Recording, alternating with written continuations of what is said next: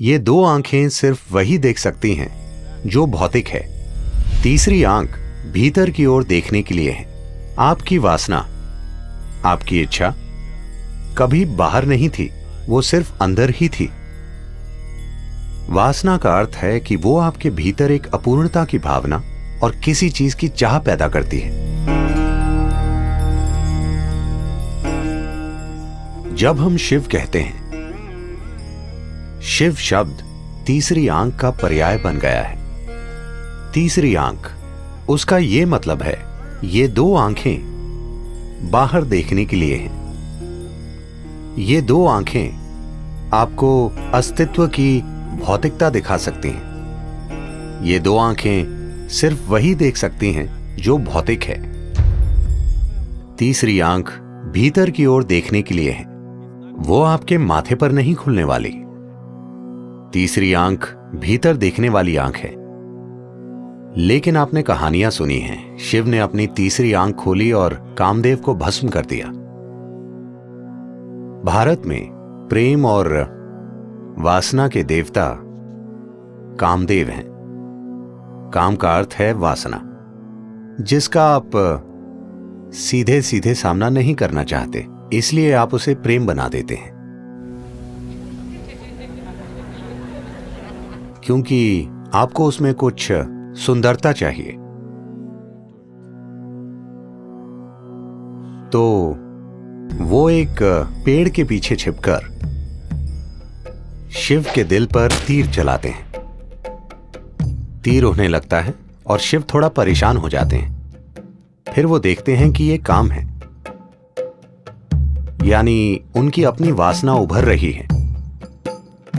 फिर उन्होंने अपनी तीसरी आंख, उग्र आंख खोली और काम को जला दिया। वो पेड़ के पीछे छिपा हुआ था, मगर वो भस्म हो गया। फिर शिव ने जले हुए काम की राख को अपने ऊपर लगा लिया कि मैंने इस चीज को सदा के लिए खत्म कर दिया है।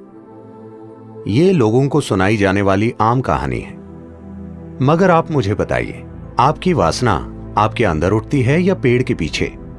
नहीं, आप पेड़ के पीछे जा सकते हैं, ये दूसरी बात है।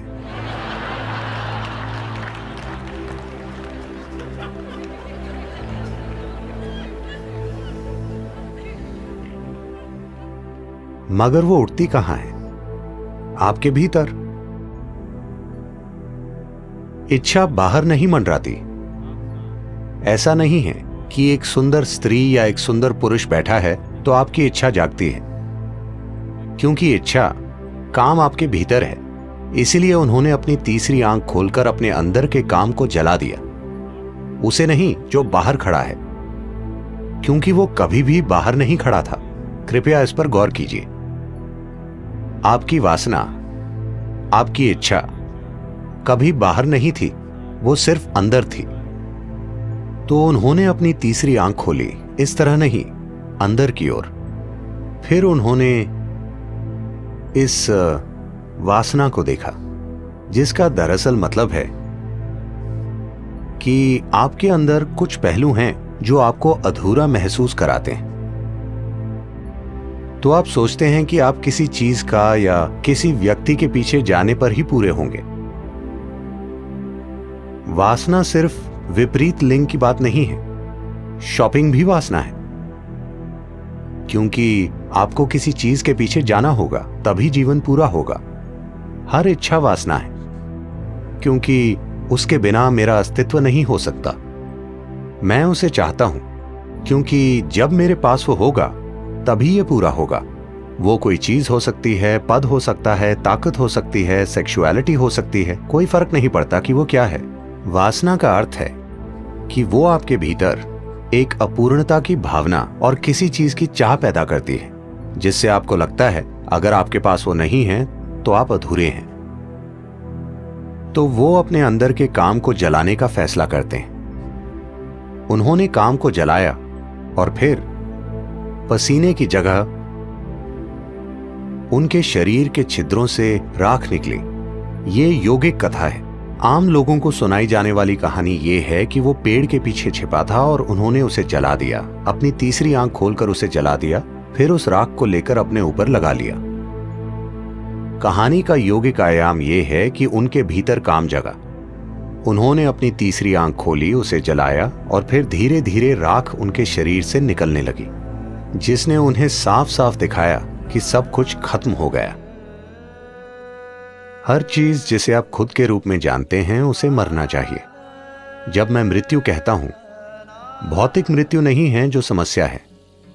सवाल है हर उस चीज को खोना जिसे आप अभी मैं के रूप में जानते हैं, आपकी शख्सियत, आपकी पहचान। Once you learn to be an individual, एक बार आप शारीरिक और मानसिक ढांचे से परे एक व्यक्ति होना सीख लेते हैं, इसका अर्थ है कि आप मर चुके हैं। मृत्यु को जीने का यही मतलब है। तो अगर आप जानते हैं कि शारीरिक और मानसिक ढांचों के बिना एक व्यक्ति कैसे बने, तो आप मृत्यु को जीते हैं। अगर आप मृत्यु को जीते हैं तो आप अपने अस्तित्व में शाश्वत हैं। अब समय आ गया है कि आप मृत्यु को जिएं ताकि आप अनंत काल तक जीवित रहें।